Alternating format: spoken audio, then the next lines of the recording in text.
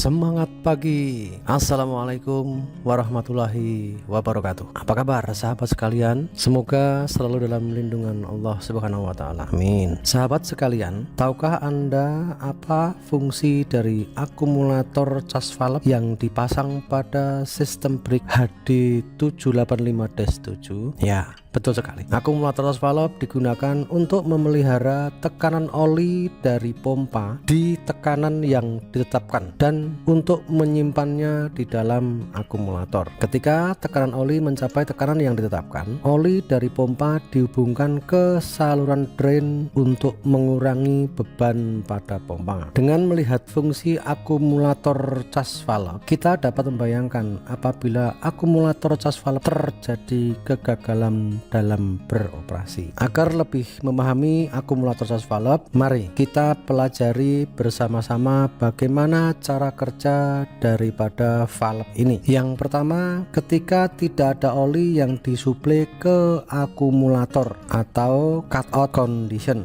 tekanan di pot B lebih tinggi dari setting tekanan relay valve R1 sehingga piston 8 didorong secara paksa oleh tekanan oli di pot B. Popet 6 terbuka sehingga pot C dan pot T terhubung. Spring chamber di ujung kanan spool 15 terhubung ke pot C pada relay valve R1 sehingga tekanan menjadi tekanan brake oil tank. Oli dari pompa masuk pot P mendorong spool 15 ke kanan dengan tekanan rendah setara dengan beban pada spring 14. Ada juga yang melewati orifice 17, 18, dan 16 dan kemudian mengalir ke brake oil tank. Langkah yang kedua yaitu saat oli disuplai ke akumulator. Di sini ada beberapa kondisi. Kondisi yang pertama yaitu kondisi cut in. Ketika tekanan di pot B lebih rendah dari setting tekanan relay valve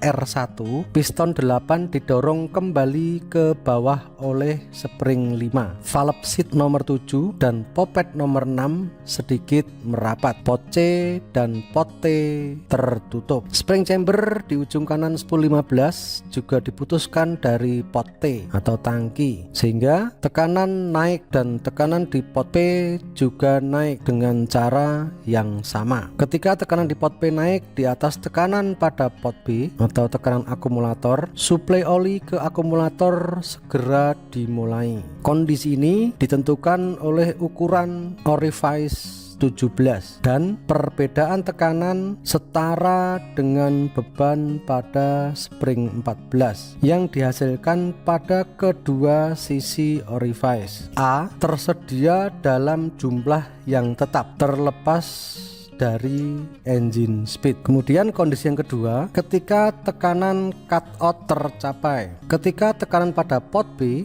atau tekanan akumulator mencapai tekanan yang ditentukan relay valve R1, popet 6 terlepas dari valve seat 7 sehingga oli mengalir dan sirkuit terbuka ke drain. Saat sirkuit terbuka menghasilkan perbedaan tekanan di atas dan di bawah piston 8 sehingga piston 8 bergerak ke atas. Popet 6 dibuka secara paksa. Pot C dan pot T terhubung. Spring chamber di ujung kanan spool 15 terhubung ke pot C pada relay valve R1 sehingga tekanannya menjadi tekanan tangki oli brake. Tekanan pada pot P turun dengan cara yang sama ke tekanan yang setara dengan beban pada spring 14 sehingga suplai oli ke pot B dihentikan. Dan yang terakhir, bagaimana kondisi di main relay valve R3? Sahabat, jika tekanan pada pot P atau pump pressure melebihi tekanan yang disetting pada relay valve R3,